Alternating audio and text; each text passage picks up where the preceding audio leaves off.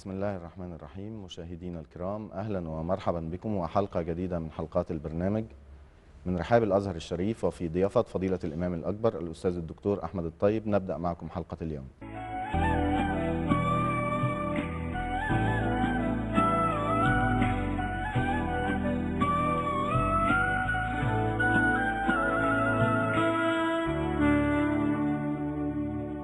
فضيلة الإمام، في الحلقات السابقة تناولنا موضوع السيدة عائشة رضي الله عنها، وكيف نزلت إلى الحياة السياسية واستدرجت إلى المشاركة في أشياء لم تكن ترغب في المشاركة فيها. نرجو من فضيلتكم أن تحدثنا في حلقة اليوم عن خصائص السيدة عائشة رضي الله عنها وأرضاها، وأهم الكتب التي تناولت سيرتها ودخولها إلى ساحة الإفتاء.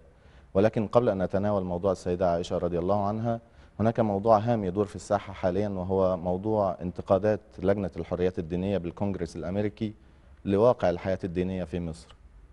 ما هي أهم ملامح رد الأزهر الشريف التي سيقوم بالرد على لجنة الحريات الدينية فيها؟ بسم الله الرحمن الرحيم. الحمد لله والصلاة والسلام على سيدنا رسول الله عليه الصلاة والسلام. وبعد،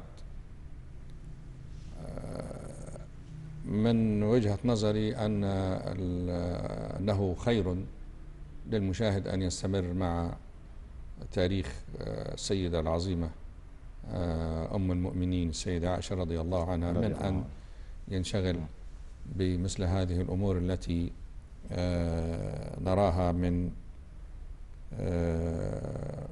لا أقول من توافه الأمور، ولكن من غرائب الأمور التي تحدث وتصدر وتخرج من مؤسسات المفروض أن تكون على قدر من المسؤولية أو على قدر من سمعتها أنها مؤسسات دولية ومؤسسات تقود العالم. نعم. إلى آخر ما نسمعه. لكن بشكل سريع الأزهر سوف يرد على هذا التقرير، والذي صدر من الكونغرس أو من الخارجية الأمريكية كما نعلم. وستكون هناك جلسة خاصة يعقدها مجمع البحوث الإسلامية لا أقول لمناقشة هذا التقرير، لأنه حقا لا يستحق المناقشة، وليس فيه شيء إلا حشد من التهم الزائفة والباطلة لمصر.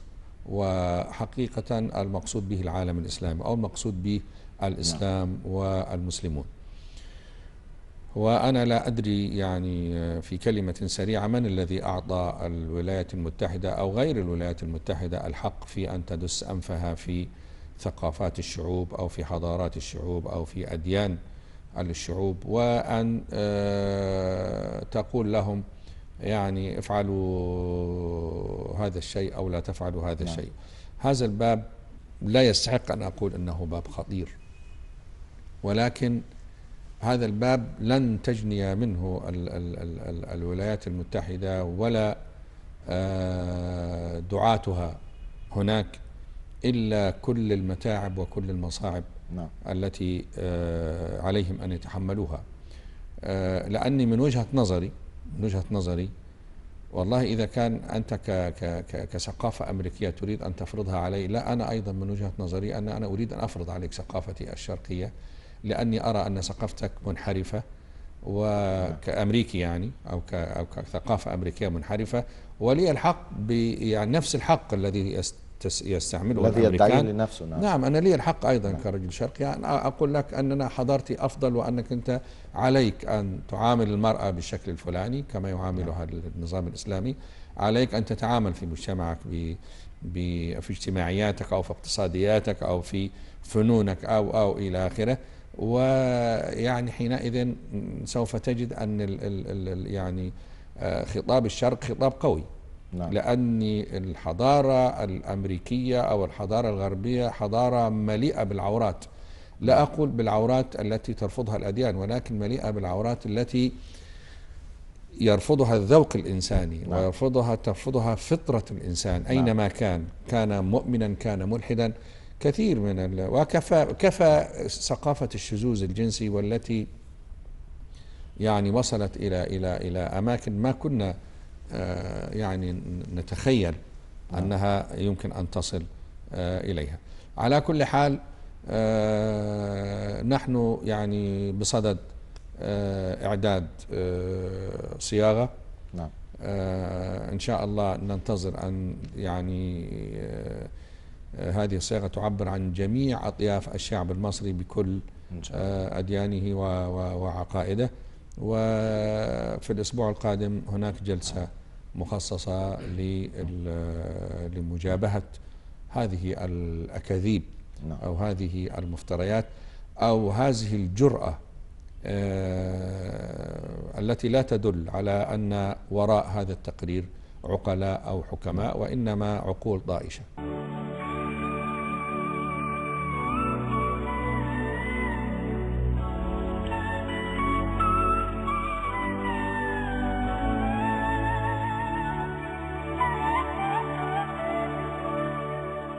نعود مع فضيلتكم إلى سيرة السيدة الكريمة عائشة رضي الله عنها وأرضاها، وما هي أهم خصائص تلك السيدة الفاضلة رضي الله عنها وأرضاها كما تناولتها كتب العلماء والمؤلفين المسلمين.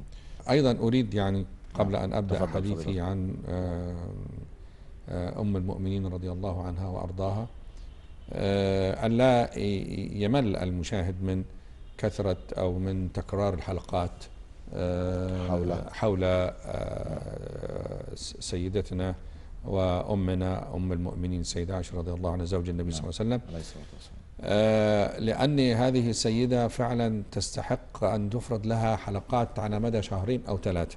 سنحاول إن شاء الله بقدر الإمكان أن نلم كما ألممنا في الحلقات القليلة السابقة بشيء من تاريخها ومن حياتها. أمامنا الآن أن نتحدث عن خصائصها، الكتب التي أفرضت بالتأليف في ثقافتنا وفي علومنا وتراثنا الإسلامي عن خصائص هذه السيدة العظيمة. أمامنا أيضا ما يتجنى به الظالمون عليها من أن بينها وبين سيدنا علي خصومة، وبينها وبين السيدة فاطمة عليها السلام خصومة. كل هذا مردود عنه، وأني يعني سيعرف المشاهد أن بيت النبوة كان محفوظا وكان مصونا من هذه الظنون التي يظنها كثير من الغافلين. حسبنا اليوم أن نتحدث عن أن مسألة الخصائص دي مثلا. الخصائص نحن تعودنا أن نسمع الخصائص النبوية أو تؤلف كتب عن خصائص النبي صلى الله عليه وسلم، مثل الخصائص الصغرى والخصائص الكبرى. هذا موجود عندنا، يعني ما اختص به النبي صلى الله عليه وسلم من بين سائر البشر أو من بين سائر الصحابة، سواء في الأحكام أو سواء في تصرفاته صلى الله عليه وسلم أو حتى في قدراته الجسدية. مثلا صومه المتوالي، وأنه كان يبيت عند ربه يطعمه ويسقيه إلى آخر أمور كثيرة جدا. يعني في حتى كان دائما يقول إني لست كأحدكم. فهناك أمور اختص بها النبي صلى الله عليه وسلم، سواء من الأحكام الشرعية، يعني حينما أحل له أن يتزوج أكثر من 4 نساء، مواصلة الصيام، فرض عليه قيام الليل مثلا، أمور كثيرة جدا، وكتب مؤلفة في خصائص النبي صلى الله عليه وسلم. العجيب أن احنا لم نجد من هذه الكتب الخصائص دي إلا يمكن للسيدة عائشة رضي الله عنها. مثلا كتاب الإجابة لإيراد ما استدركته السيدة عائشة على الصحابة رضي الله عنه. هذا كتاب لبدر الدين الزركشي، وهو من كبار أئمة الفقه الشافعي ومن علماء القرن الثامن الهجري، وهو مصري أيضا، مصري المولد ومصري الوفاة. وهذا الرجل كتب كتابه لأنه خصصه على أو أداره على 3 أبواب تقريبا. الباب الأول في خصائص السيدة عائشة، وهو في هذا مقلد لكثير ممن سبقه من الأئمة. يعني القسم الأول ده أو الثلث الأول يخصصه لخصائص السيدة عائشة، وصل بها في هذا الكتاب إلى 40 خصيصة أو 40 خاصة تفردت بها السيدة عائشة عن باقي أمهات المؤمنين رضي الله عنهن وأرضاهن. الجزء الثاني أو القسم الثاني خصصه لاستدراكاتها على الصحابة، وهذا يجعلنا وجها لوجه أمام فقه السيدة عائشة وعلم السيدة عائشة، وأنها استدركت كثيرا من الأحاديث على الصحابة وصححت لهم الكثير. نعم.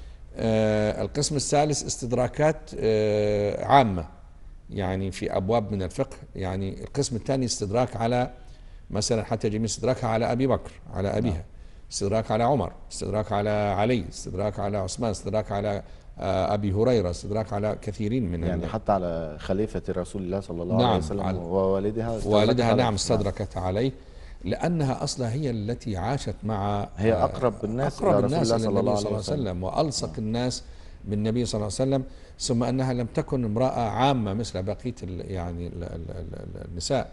كما قلنا كانت ذكية، كانت شخصيتها يعني ذكائها حاد، نعم. كانت يعني قوية الشخصية، كانت راوية للشعر، كانت عالمة، كانت عالمة بالتاريخ. فاليوم لو تحدثنا بسرعة عن بعض الخصائص، يتبقى معنا أن نتحدث عن خصائصها في أنها كيف كانت تصحح للصحابة رضوان الله عنهم. مثلا، وقد نعرض مرة أخرى كمثال، يعني مثلا الحديث عمر عن أن الميت لا يعذب ببكاء أهله، وقالت أين أنتم من قوله تعالى ولا تزر وازرة وزر أخرى وكل امرئ بما كسب رهين. نعم. فكيف يعذب الميت بشيء لم يفعله، لأن بكاء أهله هذا شيء هو غير مسؤول عنه. نعم. فاستدركت على سيدنا عمر، وسنتكلم في هذه مثل هذه الأحاديث إن شاء الله. فهذا معنى استدراكاتها على الصحابة، يعني استدراكاتها على بعض الصحابة في أحاديث رواها هذا الصحابي أو ذاك من صحابة رسول الله صلى الله عليه وسلم. يعني هي لا تأخذ الأمور على علتها، أبداً، ولكن لا عقلية لا تحليلية. لا طبعا. ويعني لولا السيدة عائشة رضي الله عنها لكنا فعلا أمام مشكلة، يعني كيف يعذب الميت ببكاء أهله. نعم. يعني لولا أنها كشفت عن هذا وقالت النبي صلى الله عليه وسلم لا يقول ذلك، ولكن ربما نسي عمر رضي الله عنه. نحن في حاجة إلى السيدة عائشة في يعني إزالة أو الإجابة على علامات استفهام كثيرة وردت في مثل هذه الأمور. حتى الكتاب اللي سماه الزاكر سماه الإجابة. يعني هي كانت تجيب على العلامات الاستفهام دي. إن شاء الله نعرض في الحلقات القادمة لاستدراكاتها على بعض الصحابة. نعم. وحتى منهم كبار الصحابة كما قلنا، يعني منهم أبو بكر وعمر الخلفاء الراشدين. نعم. أو استدراكاتها بشكل عام في مذهبها الفقهي. نعم. وصححت أمورا كثيرة.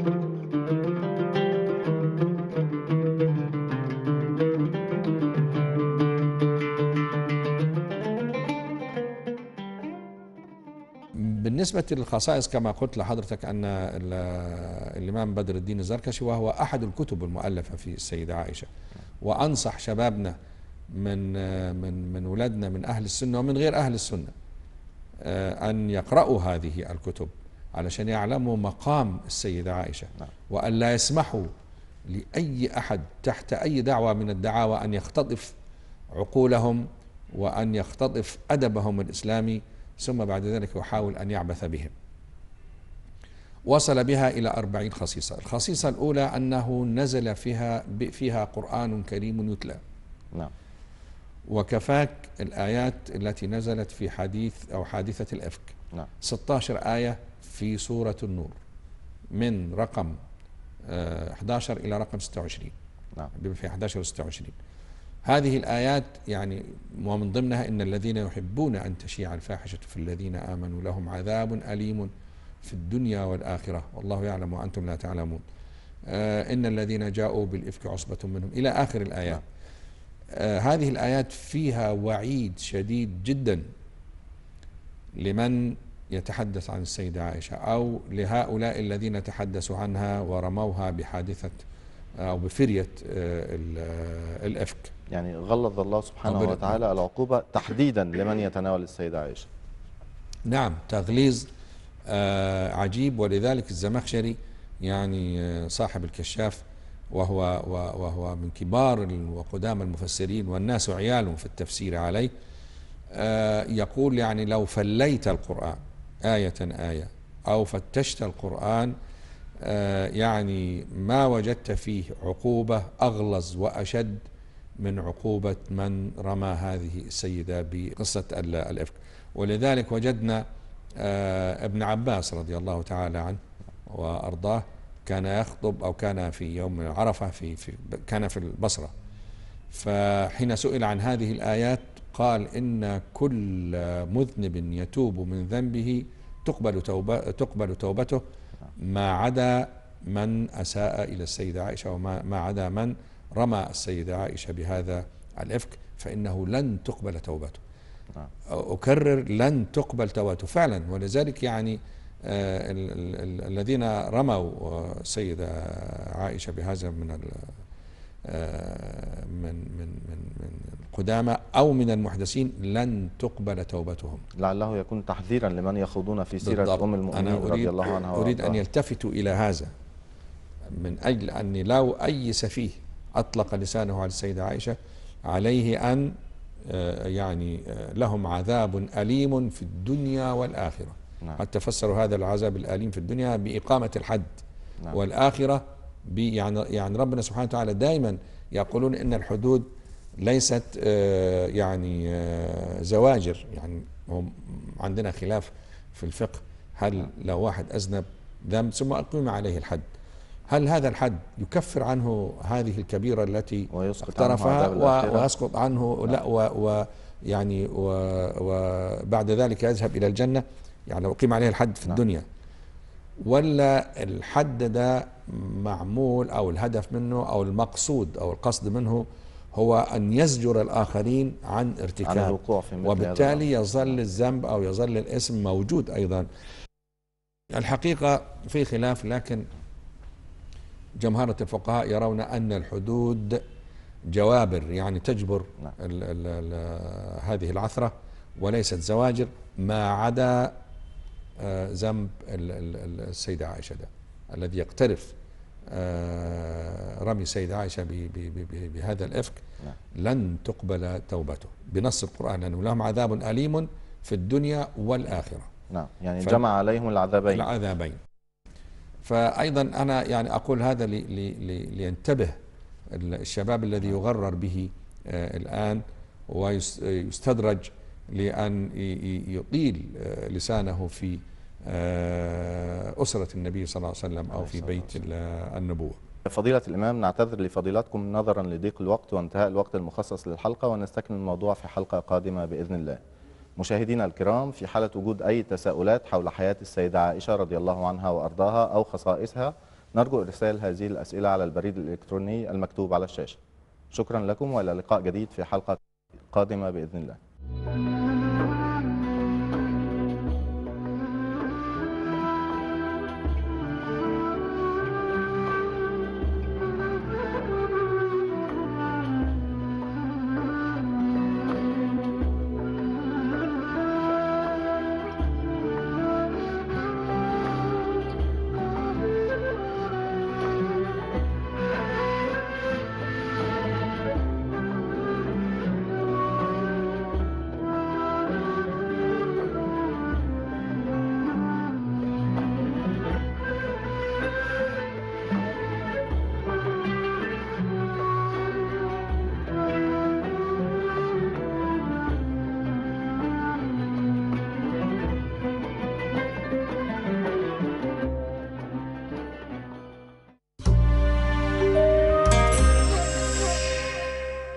يعني ايه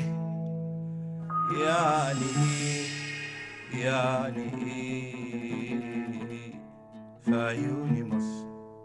لما بتشتاق لأهلك وناسك وحبايبك كلم مصر. لما تحتاج ترجع للذكريات مرة تانية كلم مصر. لما الدنيا بتبقى قاسية عليك جدا في الغربة كلم مصر. كلم مصر. كلم مصر. يعني حارة يعني شارع، يعني برج كنيسة واقف حضن جامع. كلم مصر على الفضائية المصرية.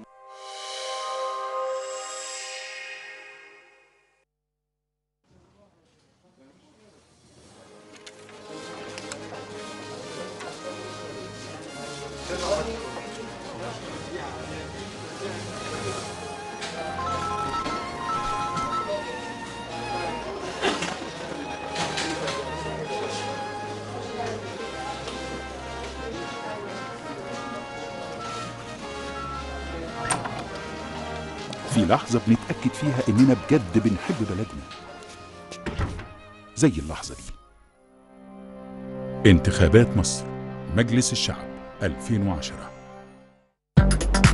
الموقع الرسمي للتلفزيون المصري www.egtv.net. القناة الأولى، القناة الثانية والمصرية.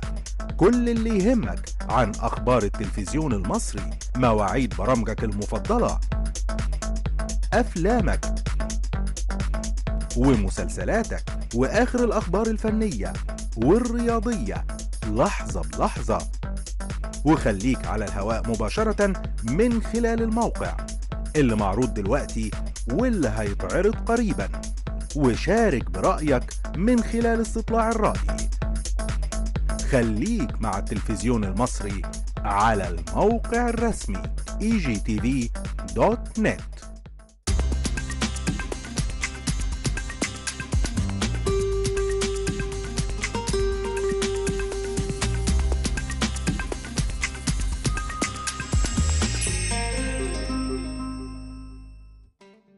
من 700 سنة الفانوس ده عملوه معلمين بمهارة نسيها الزمن. من 400 سنة عالم فاضل قعد تحت نوره وفكر في مبادئ الدين. من 70 سنة اتجمع في قربه ناس عايزة تحارب الاحتلال. من 50 سنة اتعرضت صوره في أكبر متاحف في العالم. من سنة الواد بليا اشترى نبلة جديدة. اللي نور الفانوس ده كان عايز ينور مستقبل الحضارة، بس عمره ما تخيل إن الواد بليا ونبلته هيضلموها. اللي حافظ عليه الزمن واللي احترمته الإنسانية على مر القرون ما تشوهوش.